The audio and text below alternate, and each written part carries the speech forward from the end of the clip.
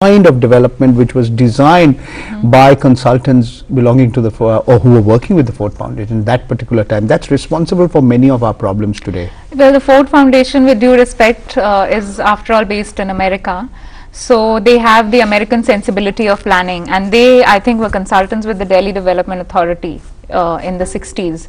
And I personally feel that if the Delhi Development Authority planners had done the plan themselves, they would have come up with something good.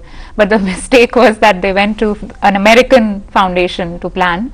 And as we know, the last 100 years, 60 years, America has, we all know what has happened. It's a car-oriented city. It's the most polluted city, polluted continent, country in the whole world. It is less than 5% of the world's population, but yes. It gobbles up a quarter of the planet's resources. And also pollutes. And pollutes the planet. And not just that, the people have the highest obesity rate, heart disease rate. 2 out of 3 persons who live in America, I believe, are overweight. Yes. Whereas in India, at least 1 out of 3 people go hungry to bed. Exactly. So yeah, I mean, looking at our scenario, how can we aspire to become something that is so unsustainable? So we have to not look at that. That was a mistake we did, because in India we have the tradition of, you know, living over your workplace or living near your workplace. Mixed use has been there since, you know, ages. What do you mean by mixed use? Mixed use is when you have your grocery stores, your clinics, your dispensaries, your chemist shop, maybe your tot lot, your school, everything is within walking distance. Within a short walk. Within 5 minutes distance of your home. And of course you don't have a hand on where you'll work, so that will be a longer trip. But all other trips can be within walking distance, and this is how Bombay is, this is how Ahmedabad is, this is how Kolkata is. So it's not a foreign concept, this is our tradition, the way we have lived for centuries. And I think the Ford Foundation took us away from that way of living. We went on to what is called segregated land uses. So, you know, like the commercial is somewhere and the residential is somewhere. How do you get there? Obviously you have to take your car, you know, because public transportation works only when there is a lot of people living close to a public transport node. Otherwise it doesn't work. So the whole concept of segregated planning that the Ford Foundation introduced was contrary to mixed use transit oriented development, which is why we are in a soup right now, because it's difficult to bring TOD in. It's much easier to do TOD in Bombay. It is already a TOD. It just needs more public transportation. So in a sense, what you are arguing is that Delhi, which could have done better than the other cities, actually did worse. And cities which were historically had higher, was more populous than Delhi, have done better than Delhi has so far in providing public transport. Definitely. That is the summary. So, yeah. Okay, Romi, we take a break in our program at this juncture. Sure. I come back to you. In the next segment, let's discuss some of the points you've raised. Okay. Public transport versus private transport. Buses, metro, limousines, cyclists, pedestrians. Where are they? What do they do in this city of ours? And why are we building so many flyovers? Why are we building so many underpasses?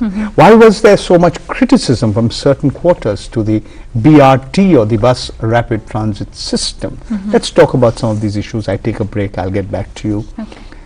We are discussing transit-oriented development, and we are discussing transit-oriented development in Delhi in particular, with one of the country's best-known architects and urban designers. Okay, she's modest, she says she's not the best known. But we'll be back with you. Stay with us.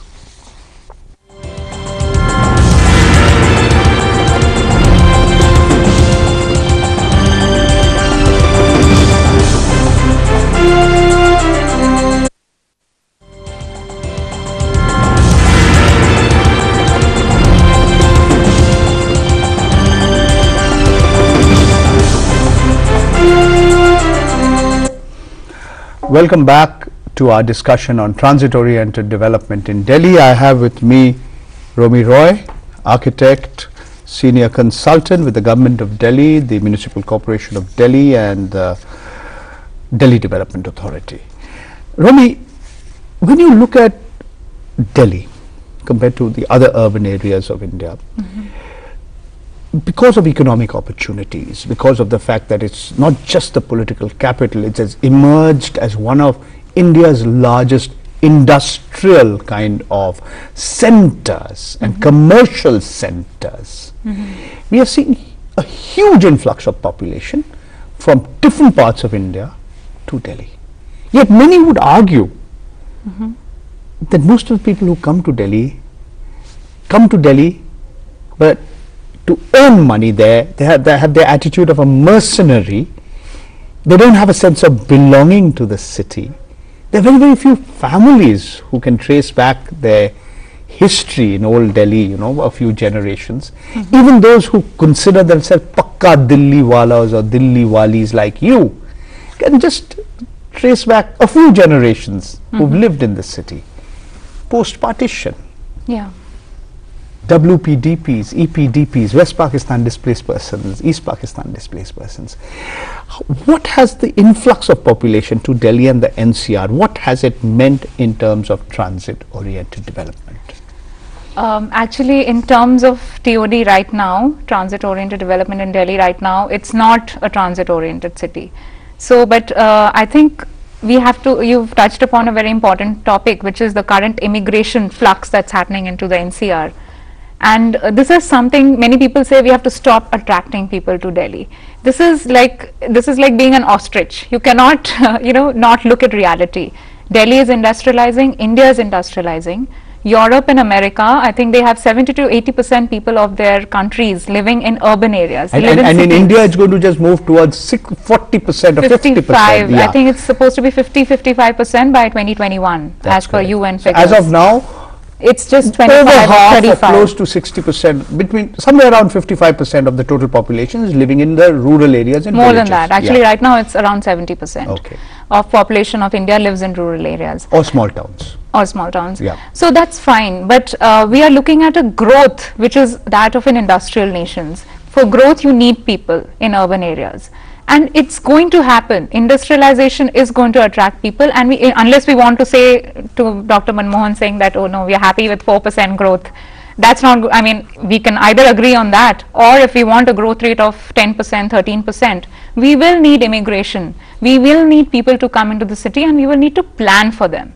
Now that brings us to how does TOD tie up with this?